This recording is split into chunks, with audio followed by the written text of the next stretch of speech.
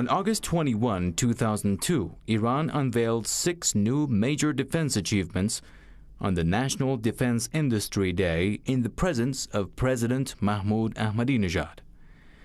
Defense Minister Brigadier General Ahmad Vahidi and Minister of Communications and Information Technology Reza Taghipour were also present at the ceremony, each lauding the successes and stressing that Iran is a peace-loving nation that has the capability and preparedness to fend for itself in the event of a strike by its sworn enemies.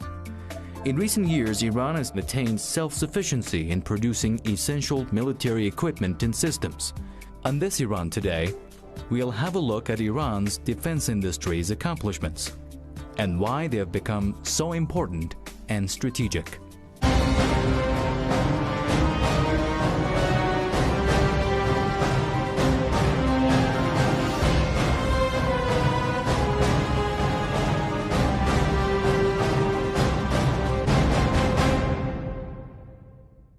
Iran's defense industry has been able to produce 1,436 different products to be used by the Air Force, Navy, and the ground force. The industry rolled out its most recent accomplishments, a total of 192 produced over the past year in the August exhibition. Of the 192, 6 were introduced as the most significant. The Armata Flying Laboratory, the Bonyan 4 marine engine, the Aras tactical vehicle, the Wafa mortar launcher, as well as Shahed tapping and positioning system, and on top of them all, the 4th generation of the Fateh 1D-110 missile. وزارت دفاع نسل جدیدی از موشک‌های خودش رو با موفقیت تست کرد. The Defense Ministry has tested its new generation of missiles. Their precision is their most outstanding feature. Making missiles that are powerful and fast and have decent precision used to be our main objectives, but now this new generation of missiles has given the Defense Ministry added strength. All land and air targets can be hit with high accuracy. They are the new generation of mid-range Fateh 110 missiles.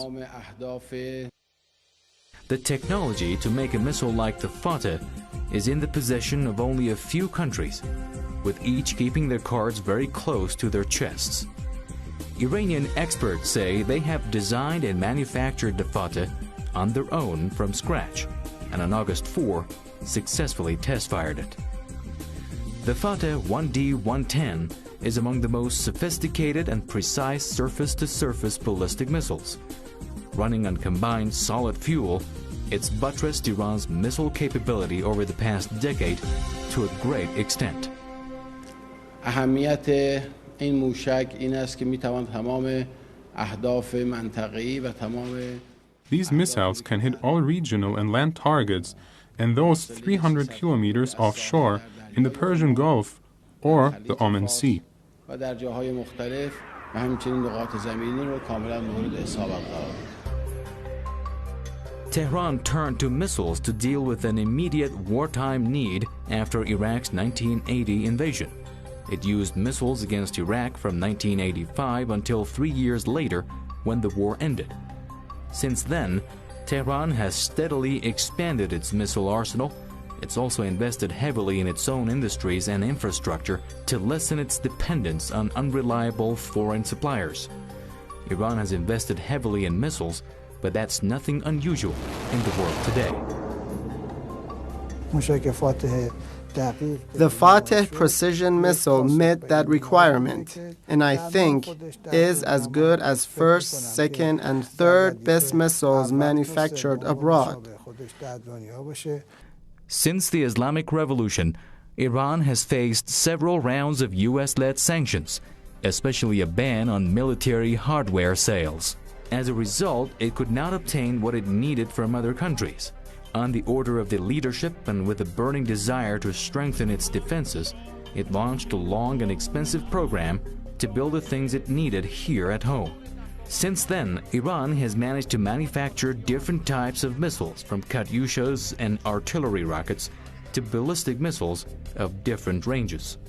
اخیراً کارهایی که انجام شده یعنی از ساخت موشک The things they have done recently, starting with the production of the Shahab, and then to Zelzal, and even the Fateh 110, that has been test-fired and is about to become mass-produced, are all aimed at buttressing our aerial deterrence.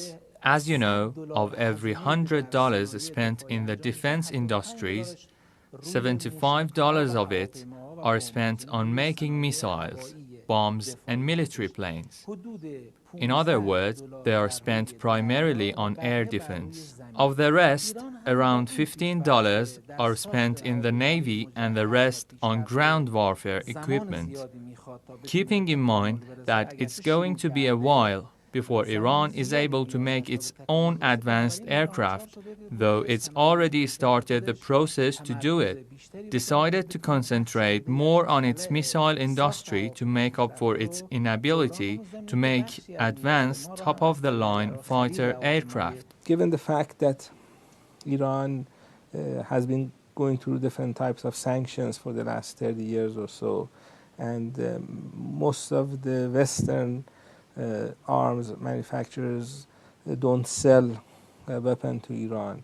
And given the fact that Iran went through 8 years of war that was imposed on it from Iraq, what we have in Iran is quite unique because most of the arms that are used in the Iranian armed forces are made in Iran.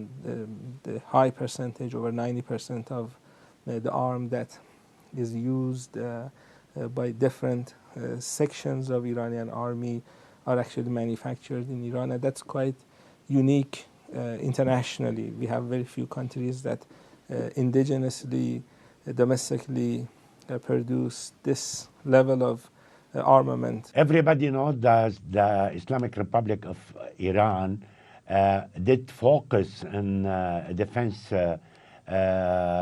strategy because Iran has been a target of many threats and since the beginning of the Islamic Republic of Iran. Within 3 decades, Iran did develop and a very important missiles, long-term, long-range missiles, and did develop also a very sophisticated air defense system. And also the Navy, the Iranian Navy, had a very dramatic development, very important development in the last decade, in the last 10 years. Oil and gas-rich Iran enjoys a strategic geographical position in the Middle East region and has for years been kept on its toes by the foreign forces' presence in this part of the world. Apart from that, the security threats from the U.S. and NATO's military presence in Iraq and Afghanistan over the past decade have prompted Iran to beef up its defenses, such as putting up an impenetrable missile shield to repel or retaliate any attack. There is no other region in the world compared to the Middle East in terms of the number of conflicts and wars during the last 20 years. The most violent wars have happened here. Some of the violent actions are still going on in the region, and you see in all of them, with no exception, there is an external force involved.